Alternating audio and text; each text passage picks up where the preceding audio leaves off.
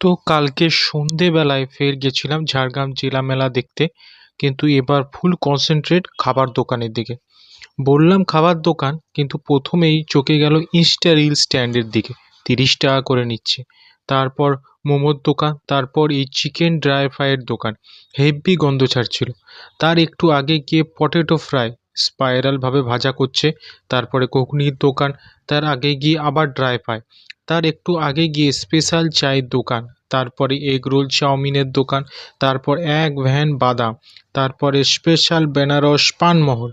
তারপর মিষ্টির দোকান। তারপরে একটা বড় দোকান, মোগলাই থেকে শুরু করে সব জিনিস পাওয়া যাচ্ছে। বিরিয়ানিও পাওয়া যাচ্ছে। তারপর mushroom pakora with mushroom sauce. তারপর এগরোলের দোকান।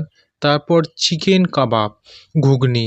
তারপরে নিয়ে নিলাম 30 টাকার 12 ভাজা। তারপর পাঁশকুড়া স্পেশাল চপ। অনেক দাম, একটার দামই 50 টাকা। সবচেয়ে খালি তো এই আইসক্রিমের দোকানে। তারপরে উড়িষ্যার ভেলপুরি ও মথুরা কেক। তারপরে আচারের দোকান অনেকগুলো। তারপরে ঘুগনি।